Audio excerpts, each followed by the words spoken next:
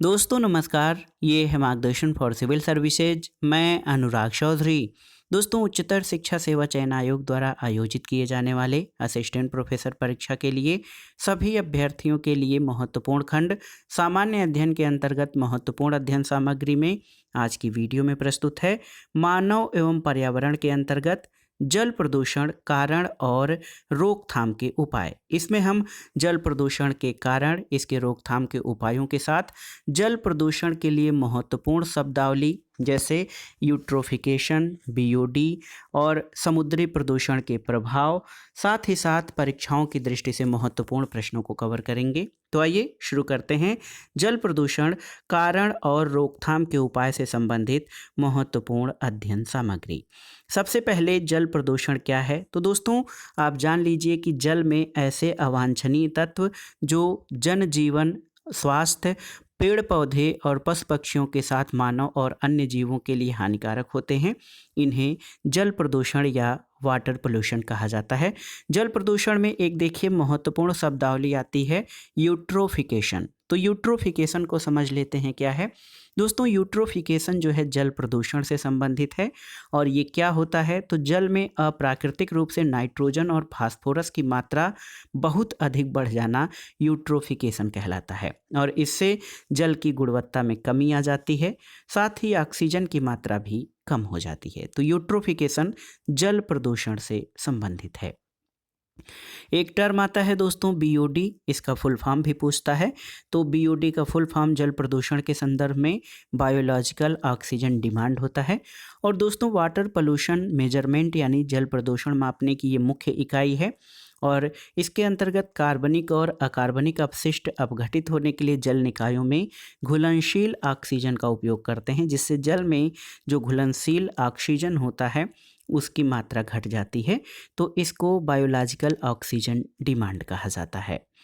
दोस्तों, जब घुलनशील ऑक्सीजन जो जल में उसकी मात्रा घट जाती है तो उसकी मांग बढ़ जाती है, और बीओडी का अधिक होना जल के संक्रमित होने को दर्शाता है। इसमें क्या होता है कि कार्बनिक अपशिष्ट जैसे सीवेज की मात्रा बढ़ने से अपघटन की दर बढ़ जाती है, और ऑक्सीजन का उपयोग भी इसी के साथ साथ बढ़ जाता है। और जो जल में डिजॉल्व्ड ऑक्सीजन है उसकी मात्रा घट जाती है। ऑक्सीजन की मांग का बढ़ते अपशिष्ट की मात्रा से सीधा प्रभाव है। यानी जल में घुलित ऑक्सीजन जैसे जैसे उसमें अपशिष्ट पदार्थ घुलते जाते हैं तो उसमें ऑक्सीजन की मात्रा कम होती जाती है, और ऑक्सीजन की मांग जो है बढ़ते अपशिष्ट की मात्रा से प्रोपोर्शनली संबंधित है, यानी सीधे तौर से संबंधित है। और इस मांग को जैव रासायनिक ऑक्सीजन मांग यानी बायोलॉजिकल ऑक्सीजन डिमांड कहते हैं। और बीओडी ऑक्सीजन का मापक है, इसलिए उच्च बीओडी वहाँ निम्न डीओ होगा। और कुछ ही सहनशील प्रजातियों जैसे एनेलिड और कुछ कीटों के डिंब ही बहुत अधिक प्रदूषित और कम डीओ वाले जल में जीवित रह सकते हैं, और इनको प्रदूषक जल की सूचक प्रजातियों के रूप में पहचाना जाता है। आप जान लीजिए कि जिस जलाशय में दोस्तों डीओ यानी डिजॉल्व्ड ऑक्सीजन, जो जल में घुलित ऑक्सीजन है, उसका मान 8 मिलीग्राम प्रति लीटर से नीचे हो जाता है, उसे संक्रमित जल की श्रेणी में रखा जाता है। और जब ये मात्रा 4 मिलीग्राम पर लीटर हो जाता है तो इसे अत्यधिक प्रदूषित जल कहा जाता है। बीओडी को समझ लेते हैं, कई बार पूछा जाता है। बीओडी का फुल फॉर्म है दोस्तों बायोलॉजिकल या बायोकेमिकल ऑक्सीजन डिमांड। इसका हिंदी नाम जैव रासायनिक ऑक्सीजन मांग होता है। ये मुख्य इकाई जल प्रदूषण के मापन की है, और इसकी अधिक मात्रा जल संक्रमण का सूचक है।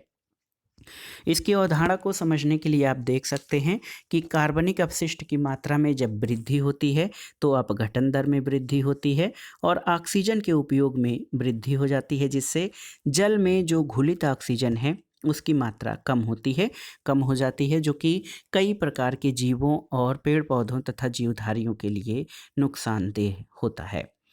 अगर हम गंगा नदी की बात करें तो इसमें बायोलॉजिकल ऑक्सीजन डिमांड जो है दोस्तों, इसमें सर्वाधिक मात्रा में कानपुर और प्रयागराज में इनके बीच पाया जाता है। कानपुर से गंगा नदी में भारी मात्रा में प्रदूषित पदार्थ डाला जाता है और आप जानते हैं कि कानपुर इंडस्ट्रियल सिटी है, यहाँ से बहुत अधिक मात्रा में जो है प्रदूषित पदार्थ नदी में डाला जाता है और यहाँ बायोलॉजिकल ऑक्सीजन डिमांड अधिक होता है। भूमिगत जल को दूषित करने वाला अजैविक प्रदूषक जो है वो आर्सेनिक होता है। ये जो हमारा ग्राउंड वाटर है उसको प्रदूषित करता है। ये जो है अकार्बनिक प्रदूषक है और यौगिक अवस्था में आर्सेनिक पृथ्वी पर अनेक स्थानों में पाया जाता है, लेकिन ऐसे ये ज्वालामुखी के वाष्प में, समुद्र के जल में और अनेक खनिज जलों में मिश्रित रहता है।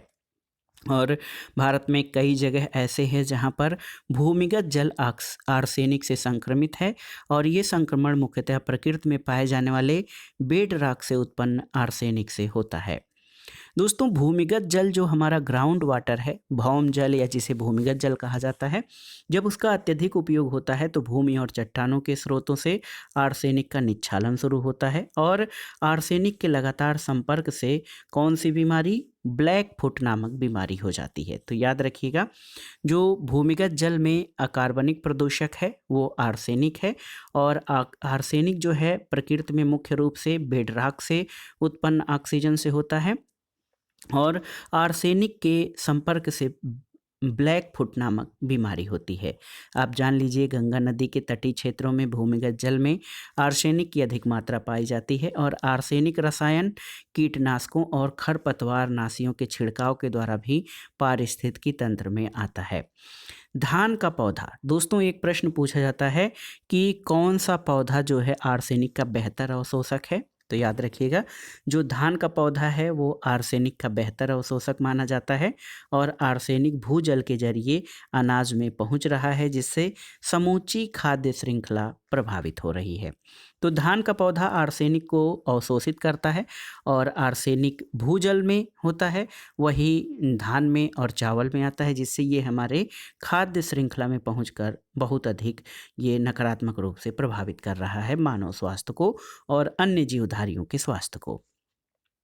दोस्तों, गंगा ब्रह्मपुत्र के मैदानी इलाकों में, बांग्लादेश के पद्मा मेघना के मैदानी इलाकों में भूमिगत जल आर्सेनिक प्रदूषण से अधिक ग्रस्त है और भारत में सबसे पहले 1983 में पश्चिम बंगाल में आर्सेनिक द्वारा जल प्रदूषण का मामला सामने आया था और भारत के 7 राज्य जैसे पश्चिम बंगाल, झारखंड, बिहार, उत्तर प्रदेश, असम, मणिपुर, छत्तीसगढ़ का जो राजनांद गांव है, इसमें भूमिगत जल का आर्सेनिक से प्रदूषण बहुत अधिक हो गया है। परीक्षाओं की दृष्टि से कुछ महत्वपूर्ण प्रश्नों को देखते हैं। ग्रामीण घरों में नाइट्रोजन ऑक्साइड प्रदूषण के स्रोत क्या हैं? तो ये लकड़ी का चूल्हा, केरोसिन तेल वाले हीटर, ये नाइट्रोजन ऑक्साइड प्रदूषण के स्रोत हैं।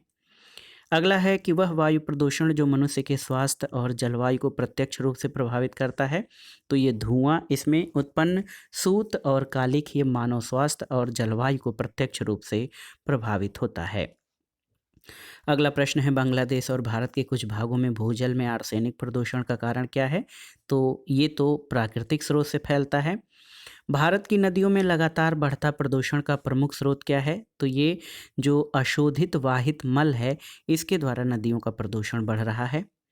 अगला प्रश्न है, शहरी क्षेत्रों में नाइट्रोजन ऑक्साइड के कारण प्रदूषण का प्रमुख स्रोत क्या है? तो ये सड़क परिवहन है। इसके अलावा आप देख सकते हैं कि 2022 तक बायोमास से विद्युत उत्पादन के लिए सरकार का लक्ष्य कितना है? तो ये 10 गीगावाट का लक्ष्य रखा गया है। पर्यावरण के लिए सबसे अनुकूल क्या है? तो बायोगैस ये पर्यावरण के लिए सबसे अनुकूल है, जो कोई भी प्रदूषण नहीं करता है। मानव को कैंसर हो सकता है लेड यानी सीसा प्रदूषक के कारण और प्राकृतिक खतरा नहीं है रासायनिक संदूषण। तो रासायनिक प्रदूषण या संदूषण ये प्राकृतिक खतरा नहीं बल्कि मानव निर्मित खतरा है।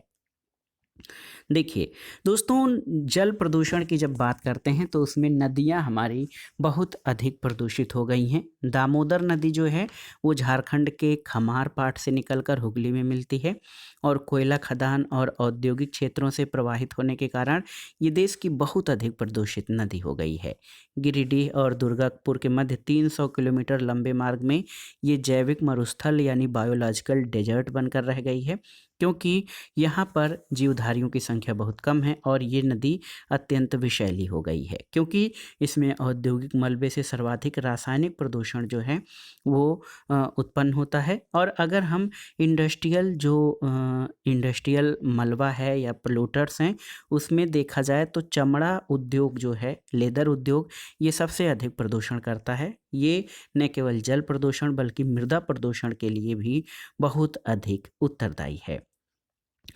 अगर हम राज्यों की बात करें तो देश में मणिपुर, त्रिपुरा, ओडिशा, मेघालय, झारखंड और मध्य प्रदेश में पेयजल की गुणवत्ता का स्तर बहुत अधिक चिंताजनक है और भारत की 85% ग्रामीण जनसंख्या भूजल पर निर्भर है। शेष 15% जनसंख्या खुले कुएं या घर के कुएं स्रोतों से पेयजल प्राप्त करती है और भूजल में आर्सेनिक, फ्लोराइड और यूरेनियम जैसे जानलेवा रसायन मिले होते हैं। एक प्रदूषण है नाक-नी संलक्षण। तो नाक-नी संलक्षण किससे होता है? तो ये जल में फ्लोराइड के प्रदूषण से होता है। फ्लोराइड के तत्व वैसे पानी में तो अल्प मात्रा में होते हैं, लेकिन ये मसूड़ों और दांतों को संरक्षण करते हैं, लेकिन इसका अत्यधिक सांद्रण जो है ये फ्लोरोसिस नामक रोग का कारण बनता है और अत्यधिक फ्लोराइड को ग्रहण करने के परिणामस्वरूप हम्ड-बैक यानी कोबड़-पीठ होने की संभावना बढ़ती है और लगातार उपभोग से हड्डियों का, विशेषकर मेरुरज्जु में कमजोरी आती है। तो फ्लोरोसिस जो है दोस्तों, ये फ्लोराइड की अधिकता के कारण और कुबड़ पीठ तथा हड्डियों की या जो स्पाइनल कार्ड है उसमें कमजोरी, ये अत्यधिक फ्लोराइड के ग्रहण से होता है। दोस्तों, उच्च फ्लोराइड संग्रहण जो है ये पैरों के मुड़ने यानी बेंडिंग के कारण होता है। इसको नॉक नी संलक्षण कहते हैं। जैव शौचालय प्रणाली में अवायवीय जीवाणु अपशिष्ट पदार्थों को विखंडित करके उसे पानी और मीथेन में परिवर्तित करते हैं। पानी को टैंक में जमा कर उसे क्लोरीन की मदद से साफ कर दिया जाता है, जबकि गैस वाष्पीकृत हो जाती है। और आप देख लीजिए कि वर्तमान में जो है ये समुद्र में बढ़ रहा प्रदूषण भी बहुत अधिक चिंता का विषय बन गया है। आप जान लीजिए कार्बन डाइऑक्साइड के लिए समुद्र एक भंडार गृह या इसको स्टोरेज हाउस कहा जाए उसकी तरह कार्य करता है और मानव जनित क्रियाकलापों से जो उत्पादित है 1/3 कार्बन डाइऑक्साइड को अवशोषित करके जो समुद्र है जलवायु परिवर्तन के लिए बफर जोन का कार्य करता है। और इसके कारण क्या होता है कि समुद्री अम्लीयता में बढ़ोतरी हो रही है, जो कि कोरल ब्लीचिंग की घटना के लिए उत्तरदायी है। महासागरों का जो अम्लीकरण हो रहा है दोस्तों, उसके कारण कैल्शियम पादप प्लवक की वृद्धि हो रही है और उनकी उत्तरजीविता पर प्रतिकूल प्रभाव पड़ेगा। इस प्रकार का प्रभाव प्रवाल भित्ति और डिंभक पादप प्लवकीय प्राणियों पर भी पड़ेगा। आइए जानते हैं राज्य प्रदूषण नियंत्रण बोर्ड, उसके कार्य और अधिकारों के बारे में।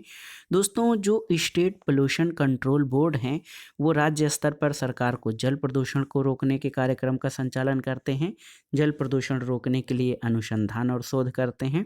इसके अलावा सीवेज और जो वाहित मल है उसके उपयोग प्रयोग को ज्ञात करना, सीवेज से उत्सर्ग हटाने के लिए उचित तरीके निकालना, जल उपचार के कारगर और सरल तरीके निकालना और किसी व्यक्ति को जानबूझकर कोई नशीला विषाक्त पदार्थ किसी जल धारा में निर्गत करने का अधिकार नहीं है और राज्य प्रदूषण नियंत्रण बोर्ड के नियमों का उल्लंघन करने पर 3 माह की कैद या जुर्माना अथवा दोनों का प्रावधान है और सरकारी संस्थानों और कारखानों द्वारा नियमों का उल्लंघन करने पर भी दंड का प्रावधान किया गया है।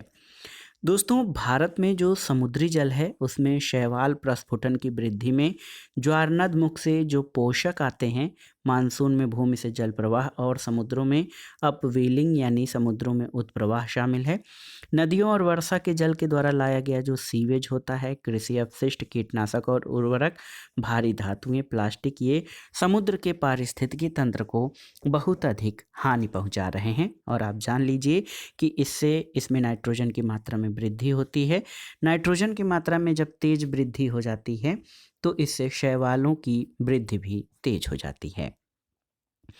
परीक्षा दृष्टि से कुछ प्रश्न हैं यहाँ पर। दुनिया भर में जल प्रदूषण में सबसे ज़्यादा योगदान कौन सा देता है? तो कृषि क्षेत्र की गतिविधियाँ। मानव पर्यावरण अन्योन्य क्रिया की समस्या से संबंधित सर्वाधिक व्यापक उपागम क्या है? तो ये वाटरशेड विकास उपागम। जापान में मिनीमाटा आपदा हुई थी, किसके कारण? तो आप जान लीजिए मिनीमाटा व्याधि, ये पारे से संबंधित है। और ताज़ा जलाशयों में जैविक प्रदूषण का प्राथमिक स्रोत क्या है? तो ये मल जल का बहिस्राव, ये ताज़ा जलाशयों में जैविक प्रदूषण का प्राथमिक स्रोत है। दोस्तों अभी हमने समुद्री प्रदूषण की बात की, इसके प्रभाव क्या हो सकते हैं। देखिए, समुद्र में भारी टैंकरों से जो तेल रिसाव होता है, समुद्री जीवों के गिल्स और पंखों पर आवरण बनाकर उनके श्वसन गति में बाधा उत्पन्न करता है। तेल रिसाव के कारण समुद्री जीव प्रवाल के छिद्र बंद हो जाने पर उनकी मृत्यु हो जाती है। प्रवाल भित्ति जैव विविधता से परिपूर्ण होते हैं, इसलिए प्रवाल की मृत्यु से वहाँ की जैव विविधता नष्ट होने लगती है। और जो समुद्री प्रदूषक होते हैं उनके अपघटन से ऑक्सीजन की आवश्यकता होती है। प्रदूषकों के कारण सागरी जल में ऑक्सीजन का स्तर गिर जाता है और प्रदूषित जल, अपशिष्ट, विषैली धातु तथा उर्वरकों का अप्रवाह नाइट्रोजन और फास्फोरस की मात्रा को बढ़ा देती है।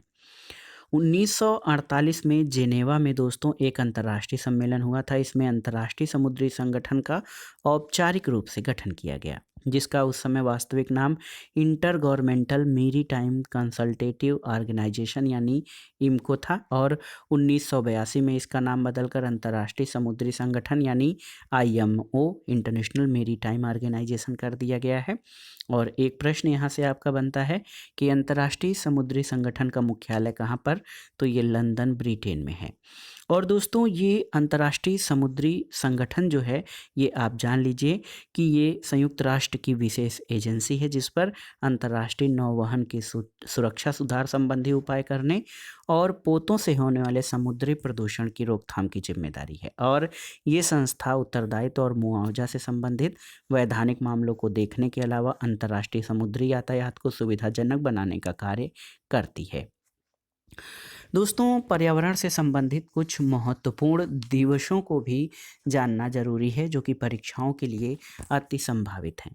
विश्व पर्यावरण दिवस प्रतिवर्ष 5 जून को मनाया जाता है। विश्व वानिकी दिवस 21 मार्च को। विश्व पर्यावास दिवस या हैबिटेट डे ये दोस्तों अक्टूबर के प्रथम सोमवार को। विश्व ओजोन दिवस प्रतिवर्ष 16 सितंबर को। पृथ्वी दिवस 22 अप्रैल को। विश्व शौचालय दिवस 19 नवंबर को। जल दिवस 22 मार्च को। तो जल दिवस 22 मार्च को, पृथ्वी दिवस 22 अप्रैल को और विश्व तंबाकू निषेध दिवस 31 मई को और विश्व वन्य जीव दिवस ये 3 मार्च को मनाया जाता है। जल संसाधन यानी वाटर रिसोर्स। देखिए दोस्तों, जैविक संसाधन जीवमंडल या किसी जीव से जैविक पदार्थ से प्राप्त किए जाते हैं, जैसे वन, पशु और उनसे प्राप्त हो सकने वाले पदार्थ। जीवाश्म ईंधन जैसे कोयला और पेट्रोलियम आदि इसी वर्ग में शामिल हैं, क्योंकि ये विघटित जैविक पदार्थों से बनते हैं। शुद्ध जल जैविक संसाधन नहीं है और ये जो जल है प्राकृतिक रूप से पृथ्वी पर पाया जाता है, क्योंकि पीने योग्य जल पृथ्वी पर बहुत कम मात्रा में पाया जाता है। इसे संरक्षित करने के लिए कई उपाय किए जाते हैं और वर्ल्ड वाटर डे मनाना उन उपायों में से एक है। तो विश्व जल दिवस कब मनाया जाता है? ये प्रतिवर्ष 22 मार्च को मनाया जाता है। प्रतिवर्ष 22 मार्च को विश्व जल दिवस मनाया जाता है और 1992 में रियो डी जेनेरियो में आयोजित संयुक्त राष्ट्र पर्यावरण और विकास सम्मेलन की बैठक में स्वच्छ जल के लिए एक अंतर्राष्ट्रीय दिवस मनाने का निर्णय लिया गया था। और इसी तत्वाधान में 22 मार्च 1993 को पहला वर्ल्ड वाटर डे मनाया गया था और 2003 से UN वाटर नामक एक कार्यक्रम चलाया जा रहा है। UN वाटर इस कार्यक्रम के तहत स्वच्छ जल संसाधन, सफाई और जल से संबंधित आपदाओं के मुद्दों पर कार्य किया जाता है। एक प्रश्न और महत्वपूर्ण है करेंट अफेयर्स के लिए भी कि 2022 में विश्व जल दिवस का थीम है भूजल दृश्य को दृश्यमान करना। भूजल अदृश्य को दृश्यमान करना। अगर एक प्रश्न यहाँ से बन सकता है कि दोस्तों आप जान लीजिए कि वाटरमैन ऑफ इंडिया तो ये राजेंद्र सिंह हैं। इनको जल पुरुष के नाम से, भारत के जल पुरुष के नाम से जाना जाता है। इन्होंने तरुण भारत संघ नामक NGO के माध्यम से जो है कार्य किया है और आप जान लीजिए 2001 में इनके कार्यों के लिए इन्हें रेमन मैग्सेसे पुरस्कार और 2015 में स्टॉकहोम वाटर प्राइज़ दिया गया था। जल प्रदूषण और उसके रोकथाम के लिए आप जान लीजिए क्या प्रयास किए जा सकते हैं। जल को कई विधियों से जीवाणु रहित किया जा सकता है, जैसे ताप और अन्य भौतिक कारक द्वारा, अल्ट्रावायलेट किरण और रेडियोधर्मी आयन के द्वारा, रसायनों के द्वारा ऑक्सीकरण करके, जैसे ओजोन, आयोडीन और क्लोरीन के यौगिकों के द्वारा। जल को शुद्ध करने में या जीवाणु मुक्त करने में NH2Cl यानी इसको क्लोरामीन और एक अन्य जो है पदार्थ है क्लोरीन डाइऑक्साइड ClO2, इसको जल को जीवाणु मुक्त करने के लिए प्रयोग किया जाता है। पेयजल को जीवाणु रहित करने के लिए क्लोरीन गैस और ब्लीचिंग पाउडर का उपयोग किया जाता है। क्लोरीन गैस जल शोधन के प्राथमिक चरण में जीवाणुओं को निष्क्रिय करने का कार्य करती है। और परावैंगनी विकिरण के द्वारा भी दोस्तों जो अल्ट्रावायलेट रेज हैं उनसे जल का शोधन किया जाता है। परावैंगनी विकिरण एक प्रकार का विद्युत चुंबकीय विकिरण है और परावैंगनी विकिरण युक्त जल शोधन प्रणालियों में बिना किसी खतरनाक रसायन यानी क्लोरीन आदि के बिना प्रयोग से जल को कीटाणु मुक्त किया जाता है। अल्ट्रावायलेट किरणों का प्रयोग जो है जल के स्वाद, महक और रंग में कोई परिवर्तन नहीं आता है। यहाँ पर देखिए कुछ महत्वपूर्ण प्रश्न हैं परीक्षाओं की दृष्टि से। भोपाल में दोस्तों यूनियन कार्बाइड फैक्ट्री में कौन सी गैस का रिसाव हुआ था? MIC यानी मिथाइल आइसोसाइनाइड। पॉलीथीन की थैलियाँ किससे बनती हैं? तो ये पॉलीमर से बनती हैं। जीवाणुओं से क्या नष्ट नहीं होता है? तो प्लास्टिक दोस्तों ये जीवाणुओं से भी नष्ट नहीं होता है। 1922 में गिलियोनत्ता और कार्ल जिगलर ने किसकी खोज की थी? तो पॉलीथीन मूलतः कार्बन और हाइड्रोजन के अणुओं के बहुलकीकरण से बनता है। इसकी खोज गिलियोनत्ता और कार्ल जिगलर ने की थी। दोस्तों एथिलीन का बहुलक क्या है? तो ये पॉलीथीन है। और किसी जल क्षेत्र में BOD की अधिकता क्या संकेत देती है? तो बायोलॉजिकल ऑक्सीजन डिमांड की जो अधिकता है वो जल में घुलित मात्रा की कमी को दर्शाती है और यह बताती है कि जो जल है वो सीवेज से या वाहित मल से प्रदूषित हो रहा है।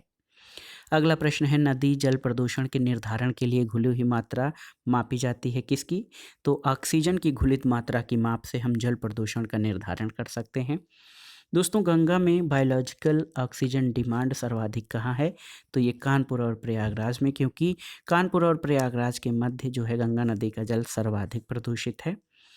वह प्रदूषण कारक जो जैविक रूप से अपघटित होता रहता है तो ये मल है। और स्वचालित वाहन निर्वातक का सबसे अविशाल धातु प्रदूषक कौन है? तो ये लेड है।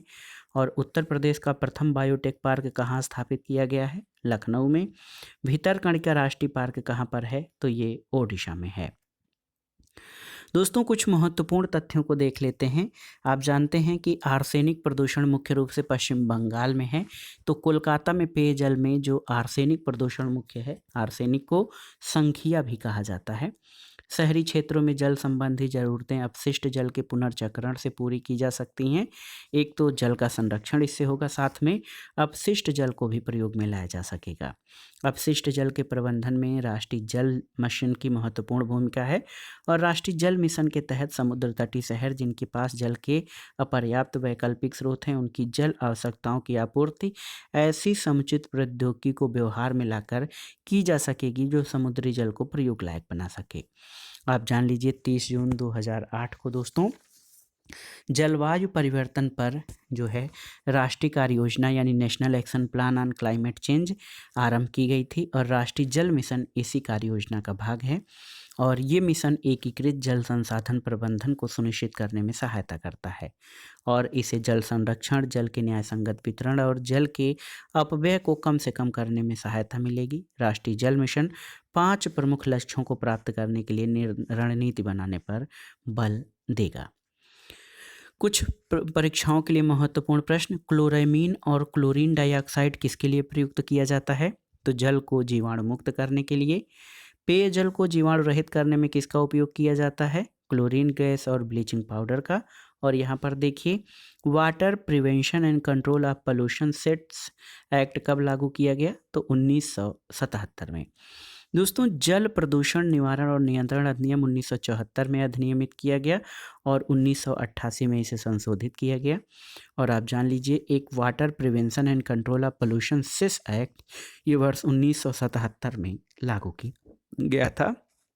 आरंभ में ये अधिनियम जम्मू कश्मीर राज्य में लागू नहीं था लेकिन वर्तमान में ये पूरे देश में लागू है। एक और कारक है दोस्तों, देखिए एक बालू खनन, इससे नदियों का तंत्र प्रभावित होता है, नदियों की खाद्य श्रृंखला नष्ट होती है। सैंड पंप के कारण नदी की जैव विविधता पर असर पड़ता है। बालू खनन से नदियों का प्रवाह पथ प्रभावित होता है, भू कटाव बढ़ता है, भूस्खलन जैसी आपदाएं आती हैं। तो ये बालू खनन के दुष्प्रभाव हैं। और इसके अलावा आप जान लीजिए कि नदियों में रेत खनन जो होता है ये बहुत ही हानिकारक है। इससे निकटवर्ती भू क्षेत्रों का भूजल स्तर बुरी तरह प्रभावित होता है, भूजल प्रदूषित होता है। प्राकृतिक रूप से पानी को शुद्ध करने में बालू की बड़ी भूमिका होती है। बालू खनन के कारण नदियों की स्वतः जल को साफ करने की क्षमता पर दुष्प्रभाव पड़ता है। तो ये सभी दोस्तों जो है जल प्रदूषण से संबंधित प्रमुख कारण, उनके निवारण और प्रमुख संवैधानिक प्रावधानों को आपने इस वीडियो में देखा और उन महत्वपूर्ण प्रश्नों को भी आपने देख लिया जो परीक्षाओं की दृष्टि से महत्वपूर्ण हैं। ये प्रश्न आपकी जानकारी के लिए बता दें कि उच्चतर शिक्षा सेवा चयन बोर्ड द्वारा सेवा चयन आयोग द्वारा आयोजित किए जाने वाले असिस्टेंट प्रोफेसर परीक्षा के साथ साथ यूजीसी नेट जेआरएफ परीक्षा के प्रथम प्रश्न पत्र के पर्यावरण यानी मैन एंड एनवायरनमेंट खंड के लिए बहुत ही उपयोगी है। आप इन प्रश्नों को तैयार कर लीजिएगा। वीडियो आपको कैसा लगा हमें कमेंट बॉक्स में ज़रूर बताइएगा। वीडियो को लाइक करें, शेयर करें और इस चैनल मार्गदर्शन फॉर सिविल सर्विसेज को सब्सक्राइब करें। वीडियो देखने के लिए धन्यवाद दोस्तों। नमस्कार।